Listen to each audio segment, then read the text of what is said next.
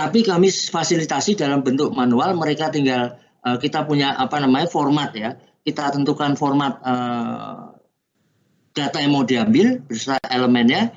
Kemudian mereka mendownload Pak, mendownload apa yang kita sudah format. Kemudian mereka entry atau mereka copy paste dari barangkali filenya dia, kita copy paste, kemudian diupload oleh mereka di dalam Smart Satata, masuklah di dalam format yang kita sudah atur di dalam Smart Satata.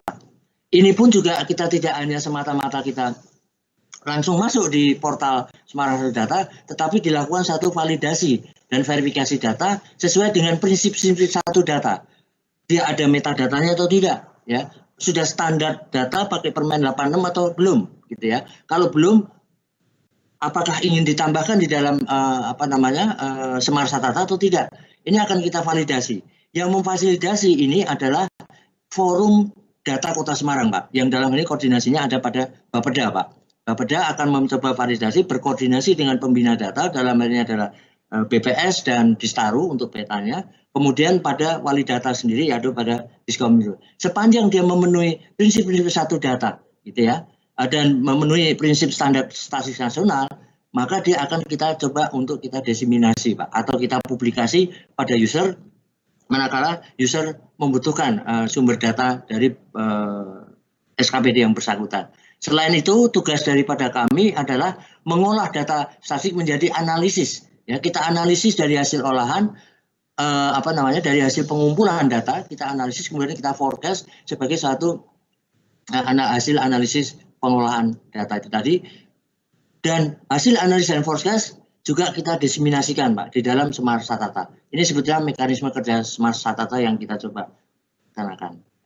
Nah, ini kenapa kita mengambil Permendagri 86, karena kita melihat hubungan data, analisis, profil, dan informasi perencanaan menjadi bagian nanti muaranya di dalam tampilan di dalam Smart Satata. Kenapa? Karena portal data Semarang yang diambil dari basis data di OPD-OPD ini bisa kita manfaatkan atau bisa kita masukkan ke dalam dokumen RPJPD tadi, RPJMD tadi, RKPD yang isinya data itu adalah mengenai data dan informasi perencanaan daerah pembangunan daerah, DIPPD. Isinya nanti kondisi data terkait kondisi geografis daerah, tentang demografi penduduk, tentang data mengenai potensi sumber daya manusia, sampai dengan aspek daya saing daerah.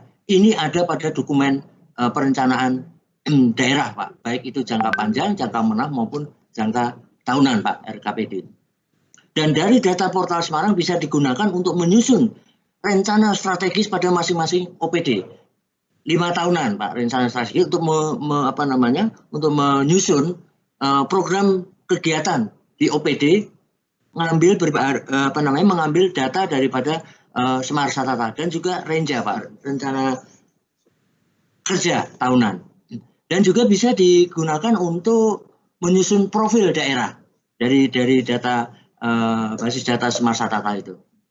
Dan berbagai kepentingan pembinaan pengawasan umum, seperti misalnya dalam rangka laporan LKPJ, laporan keterangan pertanggungjawaban, katakanlah LKPJ Bapak Wali, bisa mengambil data karena juga di dalam LKPJ menyebut indikator begitu, akan mengambil dari portal satu data Kota Semarang.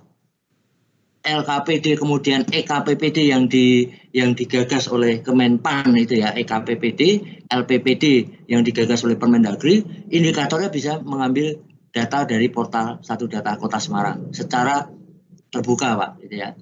Karena apa? Karena dari basis data yang kita kumpulkan berdasarkan data sektoral, kami sudah memformulasikan di dalam Smart Satata menjadi indikator kinerja penyelenggaraan pemerintah.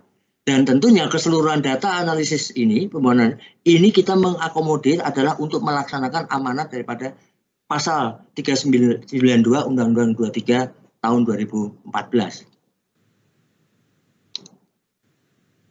Nah, ini pengelolaan sebagaimana Permendagri 70 2019 tentang sistem informasi pemerintahan daerah. Peran kami ini adalah di sini, Pak. Ya, bahwa pengelolaan data berbasis elektronik digunakan sebagai dasar dalam menyusun dokumen perencanaan pembangunan daerah. Jadi jelas bahwa Permendagri 70 2019 itu mengamanatkan bahwa data, pengelolaan data harus berbasis elektronik, Pak. Dan disusun untuk menyusun dokumen perencanaan pembangunan. Apa yang disusun, Pak? Ini, Pak. Data informasi pembangunan daerah terkait tadi DIPPD, ada RPJP dan lain sebagainya, sudah saya sampaikan di slide sebelumnya. Dan nantinya tentunya sebagai dasar dalam perumusan gambaran umum kondisi daerah pada bab 2 dan pada menjadi dasar penetapan indikator dan pertimbangan penetapan target pembangunan daerah sebagaimana di dokumen RPJMD kami di bab 9, Pak. Ini yang menjadi amanat dari Permen 70 dan juga mendasarkan pada amanat Undang-Undang 23 2014. Kami mencoba untuk mengimplementasikan daripada pasal Undang-Undang 23 dan Permen dari 70. Nah, sebagai salah satu contoh katakanlah di Permen 86 2017 ya, bahwa kolom yang sebelah kiri yang kami lingkari merah ini sebagai indikator, Pak, kalau di dalam lampiran Permen 86 2017 sebagai indikator yang kita sebut sebagai data statistik atau data indikator kinerja tadi, menyebutkan di dalam Permendagri katakanlah di sini, Pak, rasio rumah layak huni, Pak. Dan di divisi ini operasional atau formulasinya ini adalah bahwa indikator rasio rumah layak huni ini dibutuhkan data sektoral jumlah rumah layak huni ya, dan jumlah penduduk. Ini akan menghasilkan indikator kinerja seperti ini, Pak. Dan seterusnya, Pak. Berarti lampiran Permendagri 86 kami sepakati untuk menjadi standar data atau platform elemen data kami.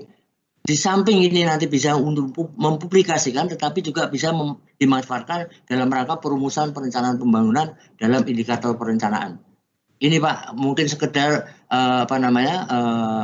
informasi bahwa lampiran Permendagri bunyinya seperti ini yang kami gunakan sebagai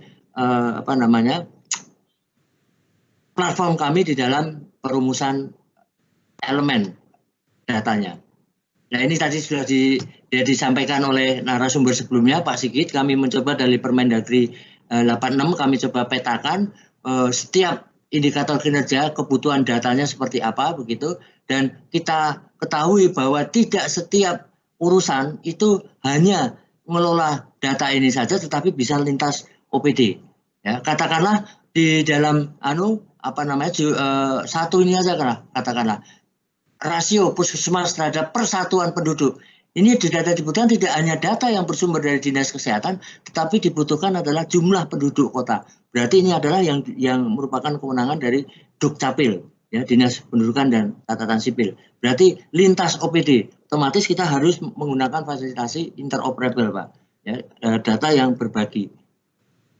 Nah, kami mencoba untuk mensepakati kenapa RPJMD menggunakan pasal Permendagri 86 2017, kami mencoba memetakan, Pak, untuk katakanlah seperti ini, bahwa nantinya katakanlah di depan bahwa indikator yang akan digunakan menggunakan indikator berdasarkan Perpres 59 2017 yang tercantum dalam SDGs atau tujuan pembangunan berkelanjutan, ini misalnya akan digunakan, kami sudah punya irisannya, Pak. Jadi RPJM irisannya, jumlah indikatornya yang berhimpitan atau beririsan dengan SDGs itu ada 107 indikator. Sisanya ini nanti akan kita tambahkan di dalam platform Smart Satata. Demikian pun dengan SPM, ya, standar pelayanan minimal yang dikeluarkan oleh kementerian atau lembaga di pusat. Ini kalau kita iriskan dengan indikator yang ada di Permendagri 86 itu 113, Pak. Artinya kita sudah memiliki beberapa indikator yang nantinya akan kita sesuaikan dengan platform, ya, nasional. Manakala mungkin misalnya nasional menggunakan SDGs, berarti kita tinggal kekurangannya saja. Atau dia menggunakan SPM, dia akan kita tinggal kekurangan daripada melengkapi Permen 86. Itu saja, Pak. Nah, ini, Pak, menu-menu kami dalam aplikasi Smart Satata. Ya, yang pertama nanti Bapak bisa mungkin melihat dari kami tidak melakukan login di situ, silahkan melalui smartsatata.semarangkota.go.id buka, akan tampil beberapa menu, ya, menu yang sebelah kanan itu klaster, ya, elemen data atau menu terkait dengan data sektoral, Pak, data yang terstruktur, Pak, ya, di mana kita